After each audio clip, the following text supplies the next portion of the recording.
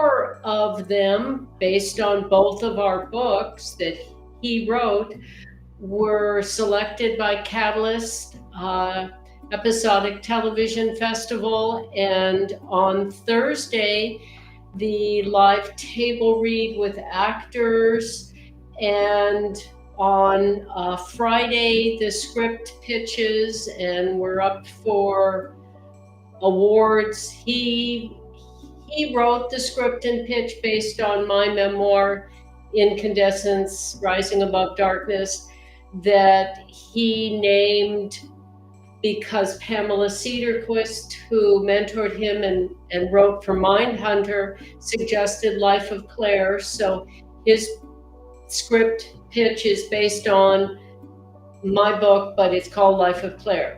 And his novel, Northport, 1999, he also did the script and pitch for. So he's going to be reading all 4 of those. During the pitches, he's going to show you the materials that he used in the pitch, visuals. So you will see that in the 5-minute pitches. And in the 10-page scripts, you're going to first see, for Life of Clare, dissolving my art one into another video.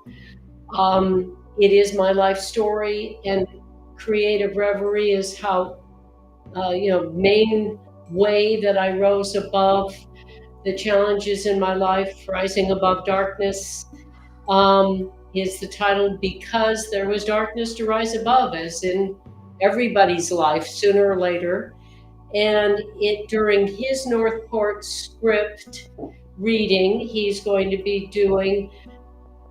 will be showing a video he did with visuals from his project. So you will have him reading and the visuals. Yeah. And in between comments and us making comments or replying to your comments. So speaking of which, hello, Sumner. He said, huge congratulations. Thank you. Thank you, Sumner. Thanks for being here. That's really sweet. And yeah, each one of you helps us get here to face our fears and doubts and insecurities that every human being has about sharing our art, our heart, and in my case, sharing my real story, which, trigger warning, has sexual assault in it. So if there happen to be any young children that's inappropriate for, there will be something said about that. So do know that. And I want to say one thing before we start, which was an 8-year-old girl that was hiding behind the door when I read a story about being molested. And so she heard it. I didn't know she was there. And she asked her mother to invite me to dinner, which her mother did. And then she took me on a tour of their palatial estate and said, I have something to tell you. And I said, I'm here. I'm listening. And whatever you tell me, it stays with me. If you don't want me to tell anyone else, I never will.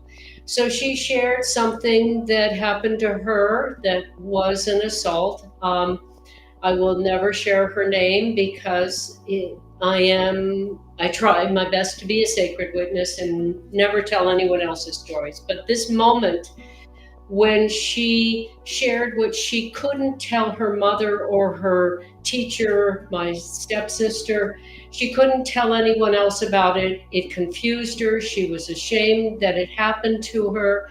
But she told me, and I said something like, whatever we go through, that we get through, we're stronger for having gone through it. And you're through it, and so you're stronger now. And she said, I just knew you were the one to tell. You want to see my wardrobe? Just like that. This little girl set this shame, burden, embarrassment, weight down.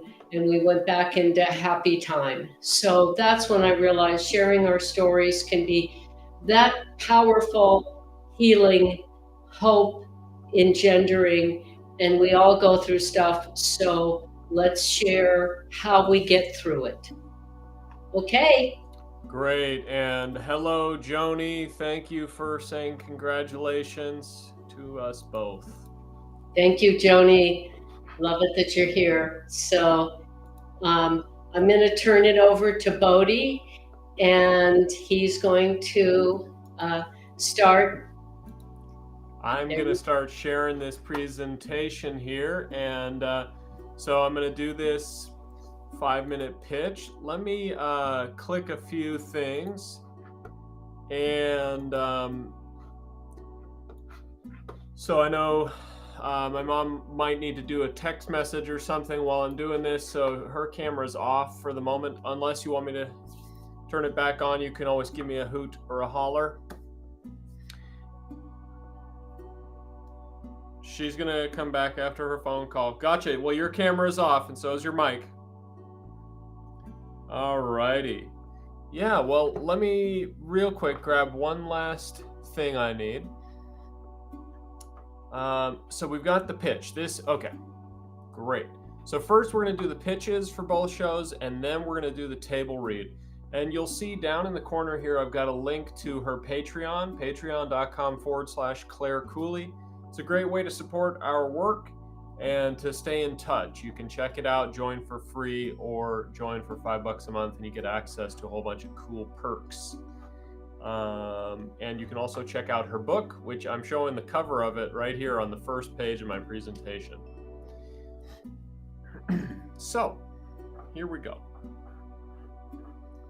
I am also going to have a timer set because I have to have these pitches be under 5 minutes. And then I promise this is the last blah, blah, blah I'm going to do other than actually doing the pitch. Here we go. Hi, I'm Bodhi Werner. This project is based on the renowned artist Clare Cooley's memoir, Incandescence Rising Above Darkness, which was called an instant classic by the co-founder of Sundance, Serena Catania. Clare is my mother, which is why I've seen so many different kinds of people moved by her story, including a judge who said, her story is like the women on death row. How did she turn out so good? That's what we explore in The Life of Clare, a 1-hour family drama set in 1960s Orange County. It's the dysfunctional family of Shameless with the dual timeline of This Is Us. We follow the middle child, Clare, 14, like Anne from Anne with an E, imaginative, strong-willed, but an isolated second grade dropout. Hub of the family wheel holds everything together. She finds refuge in nature and her vivid imagination, seen through CGI, like if Fantasia spilled out of her mind onto her surroundings. She navigates becoming a teen mother while holding on to childlike wonder. Her mom, Barbara, like Patricia Arquette in Boyhood, hardworking but distracted. Barb's saintly kindness is tested by having to work a back-breaking factory job to feed 4 kids. As a trained fine artist, she guides Clare's budding creativity. A secondary character is Clare's older sister, Kathy, like Zendaya in Euphoria, teenage addict on a downward spiral. She's the life of the party. Her addiction leads to conflict. She tries to force Clare to fit in. The antagonist is the estranged father, Leon, like William H. Macy in Shameless, alcoholic, but cult leader charm. Always on odd adventures, making travel documentaries, racing cars, doing experiments on his pet Coati-Mundis. He tries to control his family by any means necessary. In the pilot, Leon, on a booze-fueled rage, leaves Barb to care for the kids alone.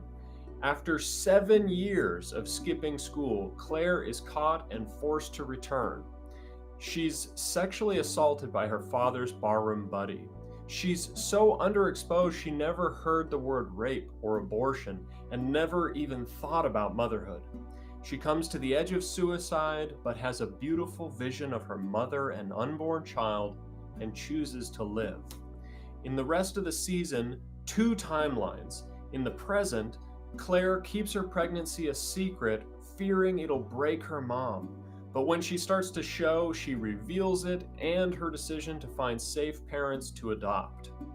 Claire and Barb navigate the sexist medical and legal systems.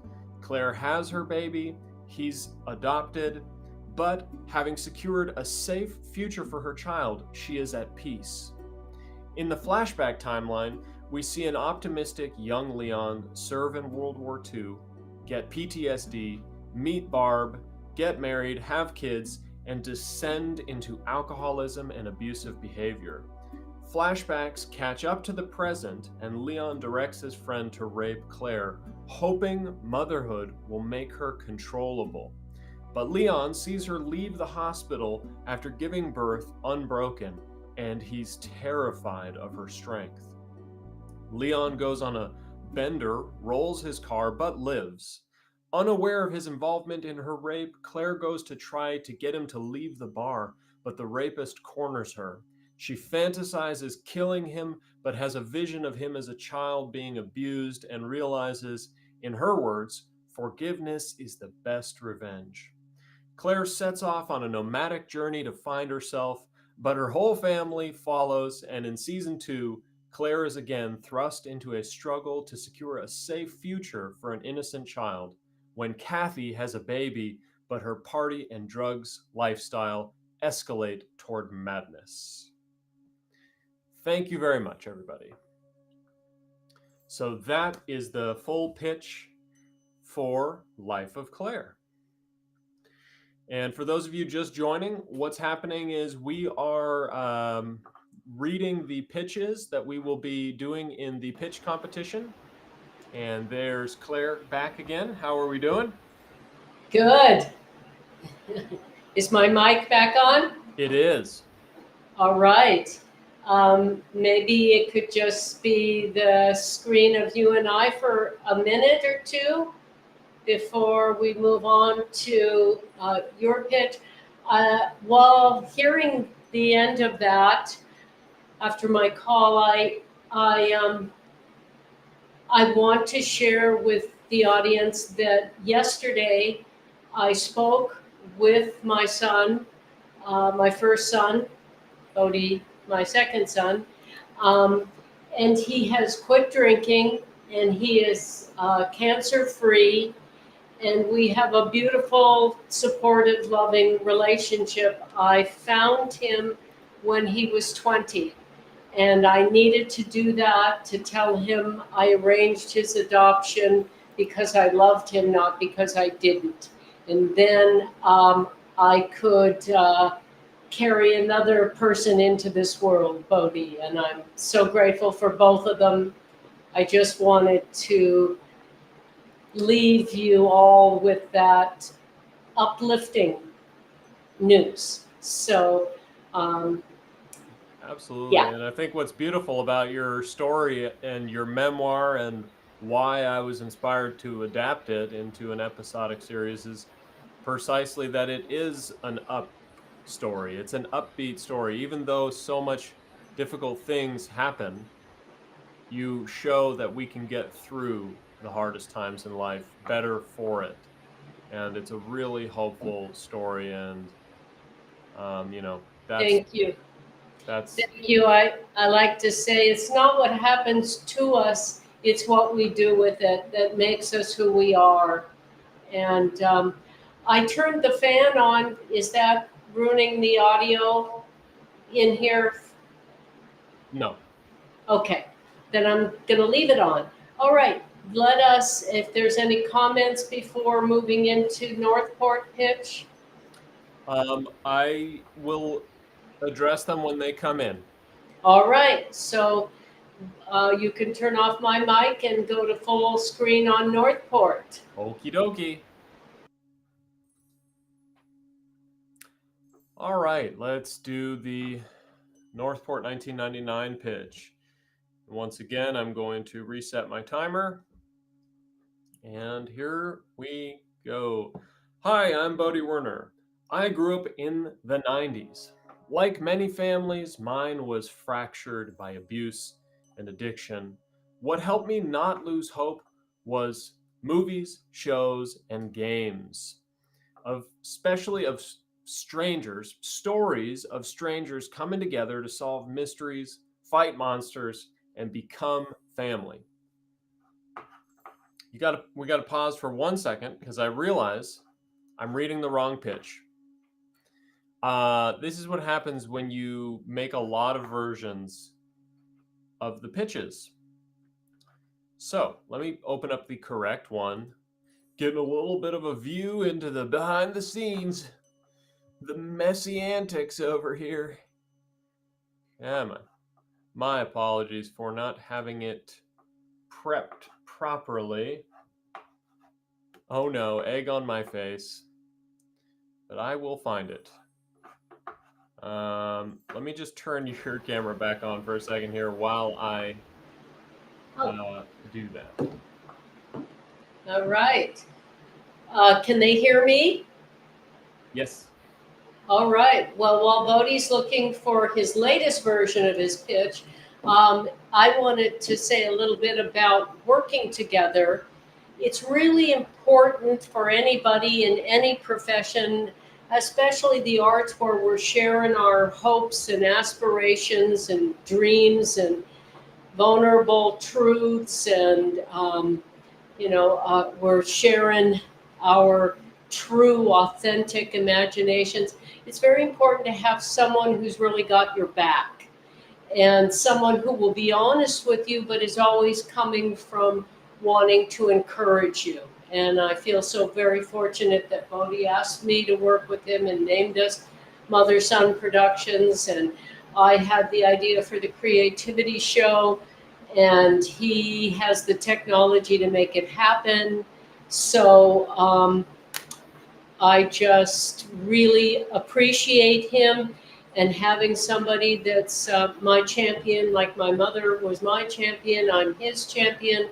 And we're always real, honest, and share even critical stuff from love. And that's what we all need, whatever we want to do in life, to rise above all of the distractions and negativity in the world. So I hope you have that, every one of you, or you find it. Right. Um, Well, I'm and very don't, grateful that you're such a wonderful team member and you've truly inspired me with all of your creativity and how you've consistently shared it. And I love that we get to be a team, and it's very cool to see our totally different stories and art forms. And I love trying to how we bring them together. thank you. All So I'm right, ready when you are. go for it. All right. And again, guys, I'm going to turn off her camera and mic. So if she needs to take these texts and phone calls, because she's got some business stuff going on, which is very cool. All right. So here we are. Hi, I'm Bodie Werner. Like many families, mine was fractured by abuse and addiction. But what helped me not lose hope was the movies, shows, and games when I was growing up in the 90s. Woo woo! Stories of strangers coming together to solve mysteries, fight monsters, and become family.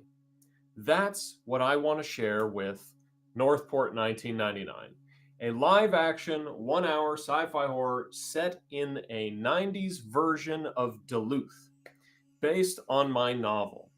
It's like Twin Peaks, a small town murder mystery with a diverse cast of eclectic townsfolk, but the killer is a science experiment gone terribly wrong. A monster being kept hidden by the scientists who created it. The sci fi is inspired by the 90s advances in cloning, DNA editing, and biological experiments, resulting in human animal hybrids, cyborgs, and radio frequency based mind control. We follow Grayson, 21. When his parents went missing in a mysterious accident, he simultaneously became withdrawn and the most famous person in town. Like the brooding, misunderstood Jake Gyllenhaal and Donnie Darko, but quirky, witty, and an extreme case of social anxiety. Boy, can I relate. Anyways, he's had a secret crush on Madeline since middle school. She's like Sherilyn Fenn in Twin Peaks, wealthy, confident, smart, but an intimidating jock. When their mutual friend is killed, they team up to find the killer. Their opposing personalities clash, but they learn to work together, and a Mulder and Scully will they, won't they romantic tension builds. Gray is stuck in his grief, but Madeline pushing him to find the truth gives him purpose and belonging. A secondary character is Gray's older roommate. Imagine Ezra Miller in Perks of Being a Wallflower, the wingman. But Soren is a foreign exchange student who bonds with Gray through video games. The villain is a super spy, Commandant V, powerful, mysterious, Jennifer Garner in Alias, but evil. She commands a group of men in hazmat suits. Soren will discover that the scientists have her bound by some form of mind control. In the pilot, Gray and Madeline find their friend horrifically murdered. They try to use her powerful family connections, which leads them face to face with the killer, an 8-foot-tall humanoid monster with mold spores that lure in and paralyze its victims. In the rest of the season, they escape the monster after Madeline chops its hand off.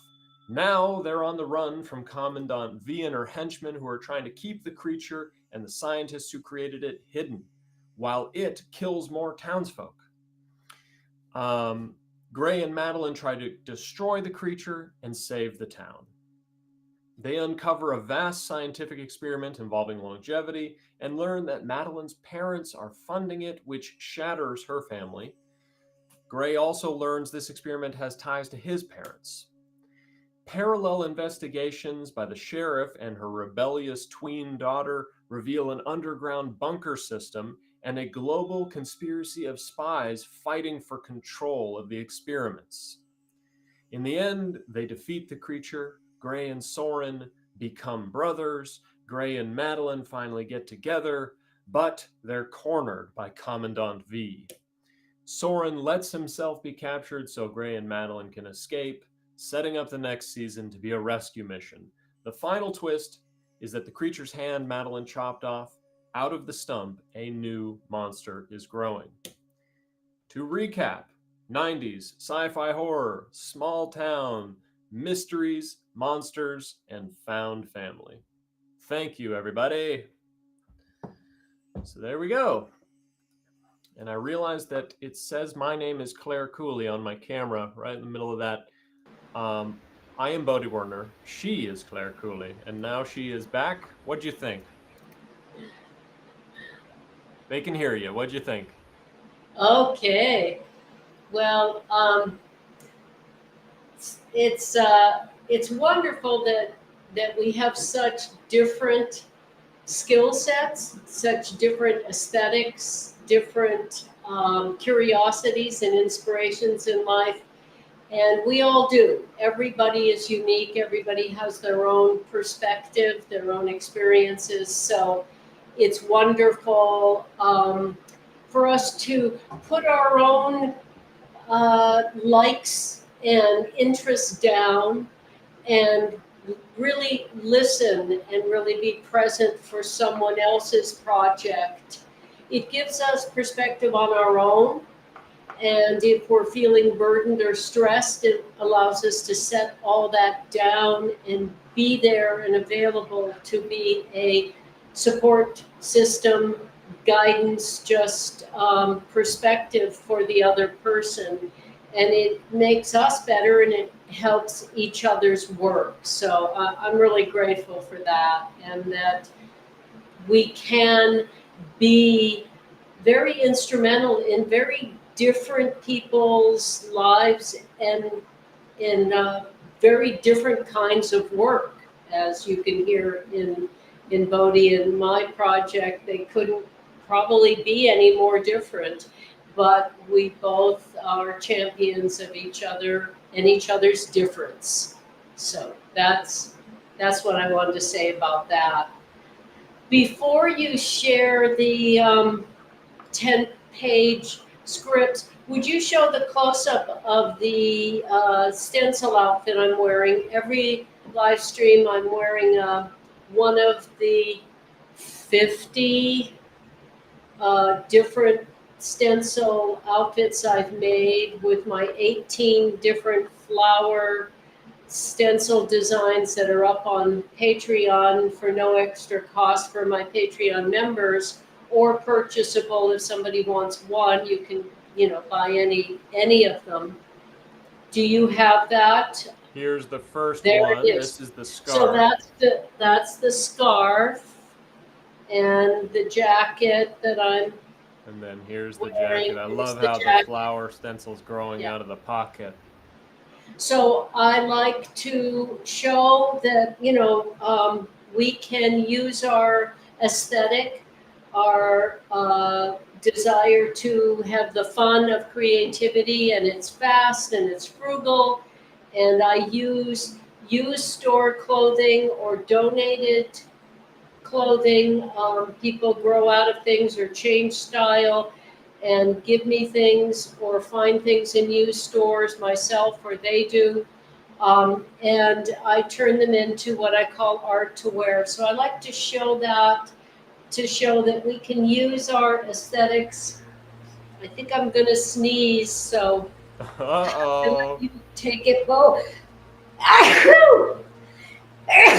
Gesundheit, everybody.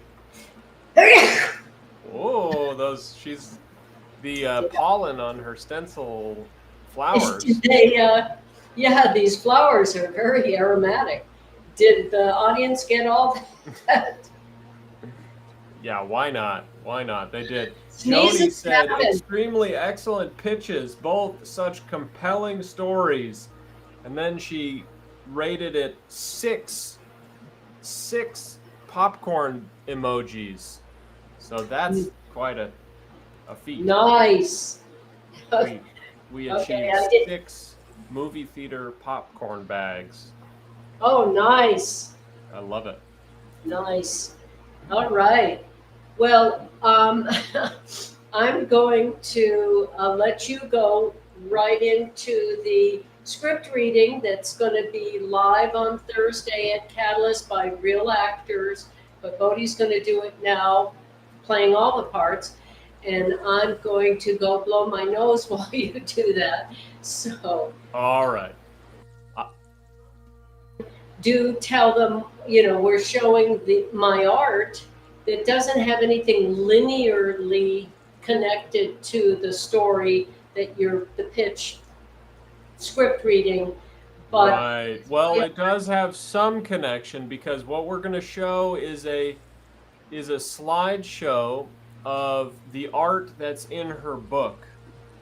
Okay, and her book is what I adapted into the TV show pitch and the TV show script. So we will have her art playing while I read this 10-page segment. So again, for those of you who don't know, we are reading these scripts at the Table Reads live, open to the public, coming up in a few days here. Thursday is when the Table Reads are. Let me open up the most recent version of this 10-page segment, and they give us 15 minutes for these excerpts, which I can allot a little bit of that time to a sort of a presentation at the beginning to orient everybody. So I'm going to pretend like you guys haven't just heard the 5-minute pitch presentation and you're coming in fresh. And I'm also going to time this because this helps me. So, all right. Hello, everybody. I'm Bodie Werner. The Life of Clare is a 1-hour family drama set in 1960s Orange County, and it's based on the memoir by my mother, Clare Cooley. It follows the chaotic Cooley family and explores their distinct coping mechanisms. The protagonist is the middle child, Claire. She's 14. We see into her imagination using CGI animation. She was just caught by truancy officers after not going to school since 7 years old, and they made her start seeing a psychiatrist. But Claire has a big secret. A few days ago, she was sexually assaulted, and hasn't told anyone. This has put her on a path towards suicide. This excerpt opens with what Claire believes to be her last conversation with her older sister. And a note, this is also narrated by the adult version of Claire. Interior, Claire's bedroom, night. Claire draws at the desk. Kathy enters in her underwear, smoking a cigarette. Claire watches her. Kathy notices Claire looking at her. What? Why do you smoke those? I don't know. I guess they remind me to breathe. Remind you to breathe? Whatever, it's a buzz. Feels good. Want to try? Maybe later. Kathy grabs a pencil dress from the closet and slips it on. Where are you going? Out. We're having dinner soon. Have fun. Kathy crouches down beside Claire, puts on her lipstick, looking into the mirror. Kathy inspects Claire in the mirror, stands, rummages through her purse, grabs something out, extends her hand. Earrings, subtle, teardrop baby blue rhinestones. Try them on. Claire gingerly attempts to push the hook-shaped ear wire through the hole. Kathy pulls a pill from her purse and dry swallows it. What's that like? The pill? Yes. I don't know, it helps me relax. Claire struggles with the earring. Kathy takes the earring from Claire's hand, leans in close, and pushes it through with ease. Do your friends take those too? Kathy plucks the other earring up from Claire's hand and puts it in Claire's other ear. What's your deal, sis? I just want to understand. You can't understand. You don't realize this yet, but you will. Life is like a scratchy fucking shirt, and all you want to do is take that goddamn shirt off for a minute every once in a while, and when you find something that takes that itch away, that's fab. Claire inspects her earrings in the mirror. Going out with your friends, that's what takes the scratchy shirt off? Yeah, you should try it sometime. Friends, human interaction, could be good for you. Maybe get laid and stop being such a square. When are you gonna get a boyfriend? Besides, what is there to do around here? What about the sewing machine Mom and Dad got you? Come on, sew on a Friday night? Why don't you go bowling anymore? Just shut up, okay? I don't understand you, and you sure as hell don't understand me. Kathy struts halfway out the door. Wait. Kathy leans back, peers at Claire from the hall. I love you. Goodbye. Kathy squints, confused, shakes her head. Don't be such a square. We push in on Claire's soft, sun-kissed face. Resolve, peace, she has chosen a path. Sidewalk, payphone, day. Barbara is in it. How's your place? Intercut phone conversation with Leon in his empty, bleak apartment, filling out a questionnaire, smoking, drinking a beer. Leon says, superb, I'm living the good life, rich, lavish abundance. Barbara, Leon, I need help. Kathy had a party a few nights ago and they broke the sliding glass door. And they didn't invite me. Costs more than I have right now. You need me after all. Can you help me out? You know what I'm doing right now? What? Data match. What's that? MIT offers an automated matchmaking service, Data Match. They've sent a questionnaire, I'm filling it out now. Based on my preferences and desires, they'll send compatible results, tabulated by their computer processor. Fascinating. Barbara says, Leon, I'm off early today. I was hoping you could help me buy the new sliding glass door and I'll put it in myself. Leon, what qualities do you most desire in a partner? I'm filling in every answer that describes you perfectly. College educated, well-read, artistic, liberal, except under religion. I'm putting atheist. That's what I got wrong the first time. Clang, he hangs up. Barbara sighs and hangs up on her end. Exterior freeway overpass, night. Passing headlights reflect in Claire's eyes. Tears roll down her exhausted face. She clutches the rail, gazes down into the traffic charging beneath. Claire's imagination. Vehicle headlights and taillights stretch like a long exposure photograph. Lines of red and amber tangle into the shape of schools of fish. Claire Cooley adult voiceover. The car lights were like phosphorescent fish, swimming in schools, shimmering luminescence, soothing me. A tear falls from her cheek toward the traffic. When I looked down, I felt myself falling through space. It was intoxicating. I was happy, weightless, free from gravity, free from harm. I wanted to lose all heaviness, separateness, and desire. I wanted to join the freeway sea and become part of something again. Her bedroom closet, flashback. Claire weeps, huddled in the corner of the dark closet. My childhood ended that night. I didn't have a word for what had happened. I had never been to a dance, on a date, kissed or held hands with a boy. It was my first ovulation, and like being struck by lightning, I became a mother. I don't know how, I don't know why, but immediately I felt life reach its kindling point within me. I was carrying a stranger's child forced into me, and it was clear I could not keep either of us safe. A huge rumbling roar builds. End flashback, freeway overpass, night. A semi-truck charges through below the overpass. Her smile fades. The tears return. She tries to hold them back. She can't. Claire lifts her right foot onto the rail, hoists herself up, balances on the rail, teetering. It was not what the baby-faced monster did to me that made me want to let go. It was the shame of being human.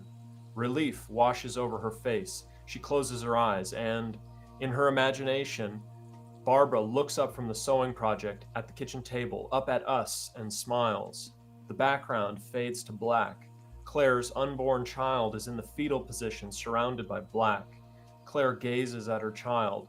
The roar of a passing car horn fades up. Back to reality, freeway overpass. Claire opens her eyes and gasps.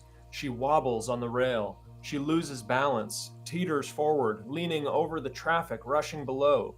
She thrusts her head back and jumps back off of the rail. Her feet land on the sidewalk. Claire turns away from the freeway, looks at us. She wipes her tears on her forearm. She breathes deeply, ready to go home. Exterior Cooley House, night. Claire steps to the window, peers in. We see Barbara at the sink, alone. Barbara steps out of view. I couldn't keep the truth from her any longer. Claire stands at the front door. She wipes away her tears. 14-year-old Claire, you can do this. Mom, I have something I need to tell you. You were right. Something did happen. She pulls open the door and sees Barbara, her siblings, and John eating at the table. Claire is caught off guard by the others being there. Barbara, there she is. Claire, meet John. He's my new friend from AA. John, nice to meet you. You gonna eat? We're just about done, but there's plenty. Claire is frozen, holding back all she needs to let out. Come sit with us. Claire swipes the tear forming. Okay. She steps to the table, slides out a chair and sits down. Jeannie, tell us the rest. John, oh right, Claire, you'll love this. I was just at the good part. So Barbara gets her 90-day chip. Barbara presents the chip in her palm to Claire. Claire reaches out and grabs it. And when everybody started clapping, she turned beet red. Red as a beet. I can tell she's not used to that much attention. Barbara giggles and blushes. Claire notices. But she ought to be. John's voice fades out as we hear Claire adult voiceover. I knew then, seeing her happy like that for the first time in a long time, that I had succeeded. I couldn't tell her yet. She deserved to be happy for as long as I could hold it. The phone rings. Barbara gets up, walks to it, and pulls it from the hook. Hello? It's the psychiatrist, dear. Claire rises, steps to Barbara, and grabs the phone. Barbara sits at the table. Dr. Legrand? Claire, I hope I'm not calling too late. I just wanted to reach out and check in. How are you doing? I'm fine. I also wanted to thank you. At our meeting, you uplifted me. Most people complain about nothing. You have so much to complain about, but you don't. When you left, I felt better than when you walked in, which never happens. Don't change, Claire coolly. Don't let them change you. Who? Society? The school district? Whoever would seek to change you, to make you fit in. You're great the way you are. Be who you are. Thank you. Oh, and Claire, I had my assistant drop off a package for you earlier. I hope you enjoy it. Fade to driveway, night. Barbara walks John to his car. John, if you don't mind me asking, where's their father? Out of the picture. Dead? Dead beat, more like. He left. What an idiot. To not see what he had with you and them? Schmuck. He steps closer to Barbara. I want to be with you, Barbara. I'm sorry, I'm usually terrible with just saying it like that, but there, I went and said it. I think you're real special, and I know I'm not supposed to tell you that right now on account of us being newly sober, vulnerable, you know, but I don't think I said it because I'm vulnerable. I said it because it's true. You really are special. Barbara kisses him on the lips. He smiles. She takes his hand, pulls him back up the driveway and inside. Claire's bedroom, night. Claire seated at the desk, draws. We see under the desk, Claire is wearing tan moccasins. A large cardboard shoebox is open under the desk from Mr. Legrand. Claire's imagination. The room disappears. Claire, her chair, and the desk float in a black void. The darkness swirls with color and light, turning into nebulas. Claire floats in the cosmos. The tip of Claire's pencil fills in the final lines on an exceptional sketch of a peaceful baby in the fetal position, floating in a circle, womb-like. Claire's eyes fix on the paper. A smile forms on her face. I'm going to keep you safe. Fade to black. End episode. There you go. You're back. All right. Well, wow. It's that's the first time I've heard Bodhi read that script, and Thursday I'm going to hear complete strangers who are actors read the different parts, and it's a wonderful feeling to hear your own story or your own imagination, whether you actually went through it or you imagined it, and be a viewer, an objective, at a distance, detached observer, and feel the fulfillment of sharing something that can inspire, motivate, and help others. It's a wonderful feeling, and facing the fear of sharing our vulnerable, whether it's imagination or vulnerable things that we went through in life, is worth it. And there will be people, there have been people that will say unkind things. Just let it pass by like a bad smell. That's their problem, not ours. And take in the kind things people say. And when you share, I want to say this, when, so many people, not just women, but people have been assaulted or abused or hurt, abandoned, betrayed, whatever. And sometimes, quite often, the victim is ashamed of what happened to them. And I've done a lot of thinking about this, and I've come up with my distillation on why there's so much victim blaming and shaming. And one is people are ill-informed. They say things like, she should have left him, but the truth is that most of the people that die in domestic abuse, it's when they leave.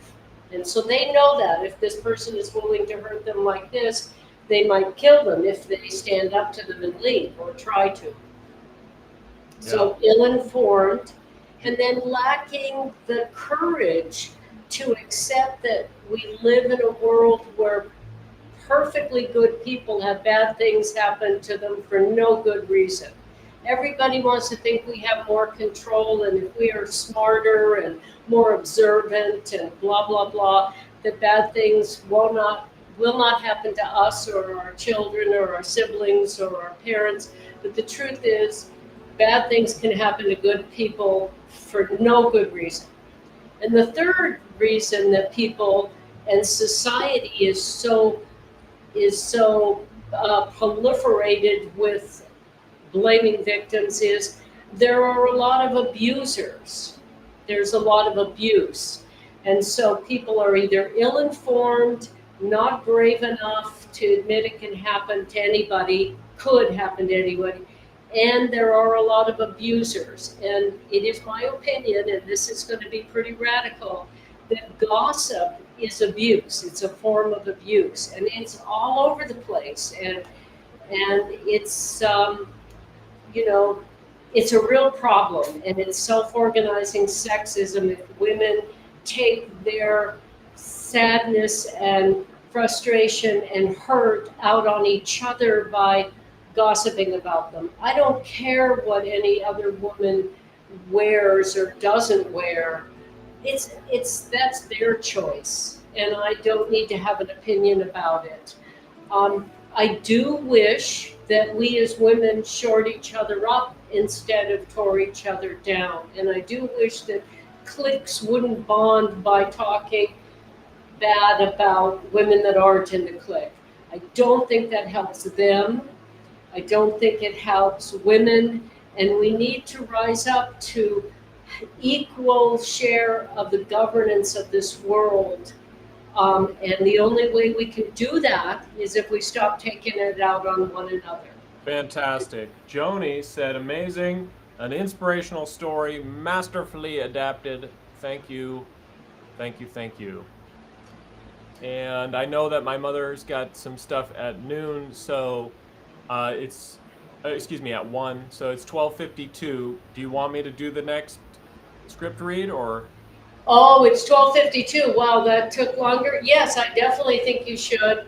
The next one is Bodhi's, so we're going to go a little bit over the usual hour, but that's fine.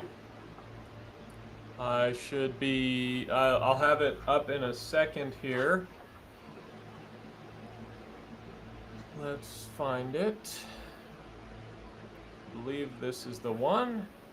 Okay, I'm going to share it on the screen and make sure I'm reading the correct one. Like I said, there. Oh, yep. Oh, we're not going to share the script, right? We're going to instead share a video looping of illustrations from the project. And are you ready for me to go? Go for it. Alrighty, I'll turn off your camera and mic just in case you got to do your texting phone call. Okay. So then I'm going to time this one as well with a little intro. This one's a bit more ad-libbed. Again, we're pretending you guys haven't just heard my 5-minute pitch of the project.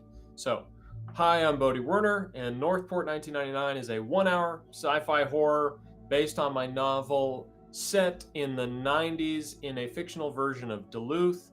Our protagonist has teamed up with his secret crush, Madeline, to solve the mystery of their mutual friend's death. And this is a world of science experiments gone wrong, human-animal hybrids, mad scientists, and shadowy groups of spies trying to cover up all of this. In this 10-page segment, Gray has a heart-to-heart with his older roommate.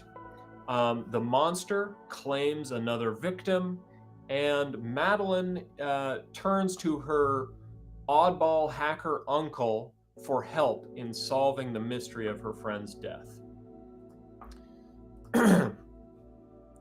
Grayson's living room day. 4-seater couch, peach sun beams in, 24-inch CRT TV. The VCR on the front makes it look like a face.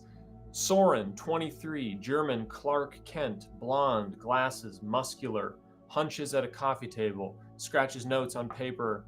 The TV is on with video game, Doom 64 paused.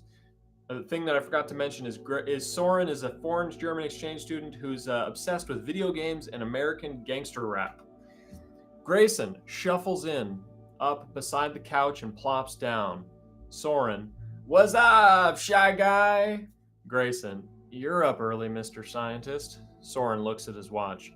Up late, actually. Much work to be done, my gangsta. Don't tell me you have to go into the lab today. Grayson grabs the controller and plays Doom, advances down a dark tunnel, shotgun at the ready. We hear snarling monsters. The coroner needs our help. Soren lifts a leather attaché from the floor, sets it on the table, slides the papers into it. Grayson, come on, it's just a bear or various other carnivorous things. I mean, it's not as if it could possibly, right? Soren hops up, reaches his hands up and pops his back. Huh? Grayson, well, Madeline suggests there's a cover-up or something clandestine. A conspiracy? Like X-Files? Soren chuckles. Grayson gets killed in the video game, sets the controller down. She simply pointed out that it doesn't make sense that there were no scratch marks, no fur, and no bite marks anywhere but, well, you know, his face. I can't say what's what. I'm just getting the DNA analysis machines working again. They look at each other. The grief is creeping back. Grayson searches the room for a distraction. Oh, right, that riddle you left at the door. I can't crack it. Riddle? Grayson stands up, picks up his glass of water, marches to the bookshelf, plucks the letter from the shelf and holds it out. Soren takes it and reads. So you didn't leave that on the porch the other day? The Midnight Man? Perhaps it's just an advertisement. Soren reading. Can you trade the bliss of ignorance for the satisfaction of knowledge? Gray, it looks like you got a letter from Morpheus. Soren chuckles, passes the paper to Grayson. Grayson shrugs and sips his water. So you and Madeline. What? I heard about you two going up onto the roof, watching the sunset together. You playa. We're just people who shared a mutual friend. Besides, she's quite abrasive. She's not my type. Soren smirks like, yeah, right. Sure, she's beautiful, but she's impulsive and self-absorbed. I think what you're really saying is that you think that you are not her type. Well, I'm certainly not. Come on, shy guy. She took you up to the roof, didn't she? So, did you kiss her? No, nothing like that. Did you know she's on the wrestling team? She could probably even beat you in arm wrestling. Don't be silly. I mean it, man. She's a force to be reckoned with, but Pat really broke her up. Makes me wonder why I'm not as shaken as her. Patrick was my only friend, you know, besides you. Because nothing shakes you, brother. Am I broken? What is this? Of course I haven't cried about Patrick. In fact, I haven't cried in years, a tear here and there. But I mean, I haven't really let myself cry and I think I'm broken. Shy guy. It's not just that I haven't shed tears at all the times people normally do. It's that I'm happy right now. And I know I shouldn't be. Patrick died, and because of that, this thing with me and Madeline is happening, and I should be mourning, but I'm happy. Now, either I am broken or I'm just a dirtbag. Soren bends down and looks up into Grayson's face. They straighten up, look each other in the eye. Shy guy, does Mr. Scientist ever lie to you? Grayson shakes his head. Then listen to me now. Patrick would shit his pants if he heard you two watch the sunrise together, sunset together. And you know it. He'd jump over the moon with joy, so forget about crying. Crying is whack. It's for bammer-ass suckers. Don't cry, be happy, shy guy. Grayson rolls his eyes. A big smile grows on Soren's face. Oh, what now? It sounds like you'd like to do more than arm wrestle, Madeline. A force to be reckoned with? I bet you'd like to reckon with her. Soren guffaws. Grayson cringes. Soren bear hugs him. Exterior, street, day. Residential street lined with maple trees. Autumn leaves pile up on sidewalks. Jack-o'-lanterns on doorsteps. Nadine power walks.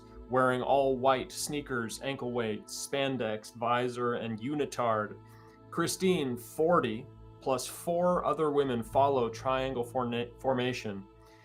Nadine veers around a pile of leaves on the road. The other ladies follow exactly.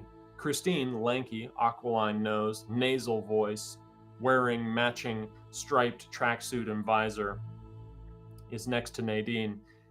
They zip past the Lansing home and gawk at it. Power walking woman 1. Oh, Deborah, that poor woman. What is taking them so long to reveal what kind of animal killed Patrick? Christine. It must have been a bear. I mean, my cop friend said it ripped his whole face off and then he bled out.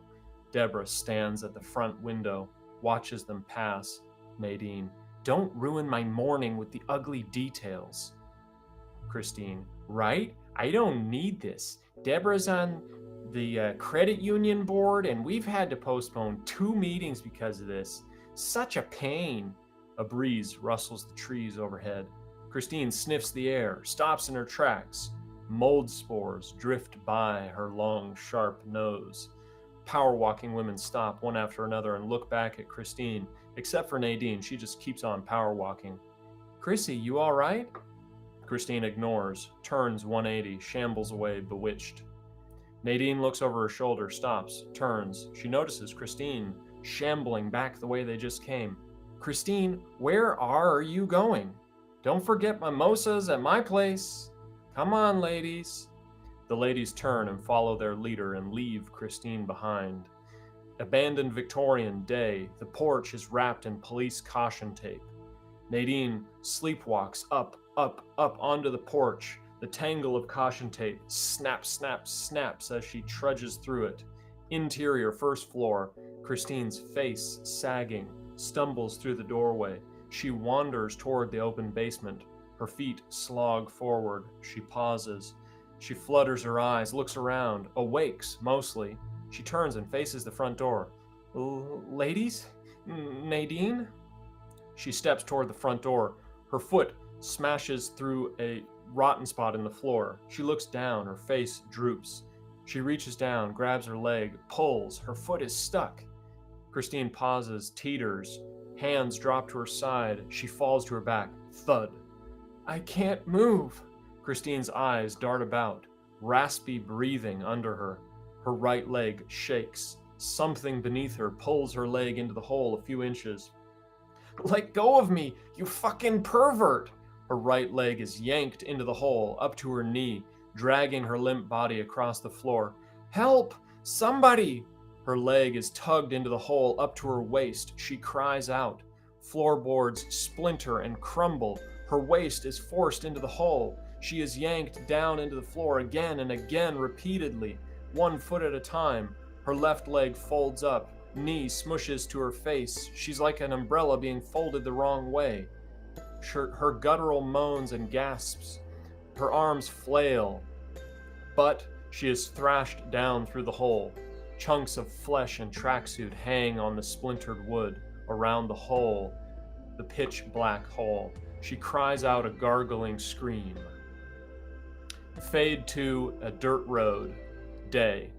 Winding dirt road comes to a gate. Chain link fences on either side stretch off into the dense cedar forest. A black Rolls Royce rumbles up to the gate. A camera mounted at the side of the gate aims down. Madeline sticks her head out of the driver window and looks at the camera. The gate rattles open. She drives through. Alvin's cabin. Day. Large log cabin-style building with a precarious-looking radio tower built on top. Madeline parks out front. Interior cabin. Madeline marches through a maze of wires and radio hardware, computer consoles, and one screen in the corner playing Star Trek on low volume. At the center of the large room is her uncle, Alvin, 55, portly, long brown beard, thick glasses, headphones on, seated on the floor at a radio broadcast switcher. Alvin, please tell me you're still friends with that young lady who works at the library. She doesn't work anywhere. Her dad owns the place. You said she had parties there? Yeah. She has a copy of the keys. Perfect. That gets you in, then I can get you into the archive. Wait. I found it, Madeline. I found what you asked for. How? Pointing to the computer. Well, they found it. You mean your computer nerd hacker cyber buddies? Do you even know who these people are? Like, have you met in real life? How absurd. No. Sorry to rain on your parade, Uncle, but I can't just ask her for the keys. We're not on speaking terms anymore. Perhaps it's time for mending fences? He notices the computer screen blinking. Mending is not really in my wheelhouse. Smashing fences, maybe. He gets up. You'll find a way. For Patrick, I guess I can try to get back on her good side. I'll need some time. Alvin steps up to the computer, bends down, eyes open wide. Actually, I think you better stick with smashing fences. No time for mending. She strides over, looks at the screen. A window with a news article. Headline reads, Killer strikes again. Northport woman found dead. Second victim. Fuck! And that's where we cut. All right. So totally different vibes. And you're back as well. All righty. Well, yeah, totally different vibe. Your imagination, my real story. But even imaginations are views into our hopes and dreams, and sometimes fiction can be realer than reality because it tells us about our interior hopes, wishes, dreams, fantasies. So they both have values, and it's wonderful to explore all of them. So good job, Bodhi. You did a great job reading all of that. And I know we went over our usual hours. So is there anything you want to share before we wrap it up? Joni B said, awesome. I love the Northport universe. Thank you so much, Joni. Thank you so much. Yep. And it's wonderful to see what has been inspired by this beautiful architecture here and the inland sea and the nature that surrounds and all the creativity here and the appreciation for it, has been inspired in Bodhi to make this universe around that inspiration and want to share it with others makes me very proud. Joni said, feel like I'm watching cinema history being made. Fabulous. Well, I love Bodhi's love storytelling ever since he was, he would stay in the room when adults were talking if they were good storytellers. And he would leave the room if they were, what I would call selfish storytellers who are taking a trip down memory lane for themselves. But the good storytellers are putting themselves in the audience, the listener's point of view, and trying to tell them the things that help them go along with being in the story. So Bodhi's been listening and perfecting his art of storytelling from the very beginning. It's in his nature. And our lineage here, our great, whatever, how many greats it was, grandfather who wrote perhaps the first book about Duluth, and my father being born here, and my grandfather being one of the elders here, founding fathers. So we have lineage here, and it's wonderful to discover it and to share it with all you. So Thursday we will not do a live stream because we'll be at the table reads. Friday it will be pitch. Saturday hopefully it'll be the second round of pitches, and maybe Sunday we'll be winning awards. So send us your loving energy and show up for Catalyst. It's open to the public, and it is a wonderful way to support the creatives in this community and productions happening here to benefit everybody. So right, and let me just share the schedule on the screen right now. as she said, so Thursday we're having the table reads at 4 p.m. is Life of Clare, 6 p.m. is Northport. Then Friday we're doing Pitch World, pitching both projects at around 10 a.m. And then Saturday, if we move on to the finals of Pitch World, that'll be at 3 p.m. But we also for sure have a screening of the Northport 1999 short film at 10:30 a.m. And all of this is in Duluth at various downtown venues. And you can see this stuff on her Facebook profile. Cool. So there you go. Yeah, so it's happening at the Blacklist Brewery, the table read, and the pitches are happening at Teatro, and the screenings are happening at the Depot. So there you go. Right. But it's all there, and there's lots of wonderful creative projects going to be shared, not just ours. So join in the inspiration. All right. Thanks, everybody. And if I missed anybody's comments, I'll make sure to share them with my mom in the coming week if I find them. And thank you so much for everyone who is here and commented, and we really appreciate it.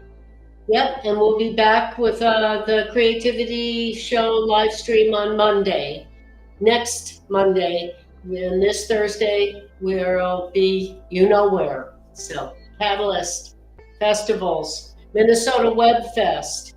What else is it? A confluence of all these festivals.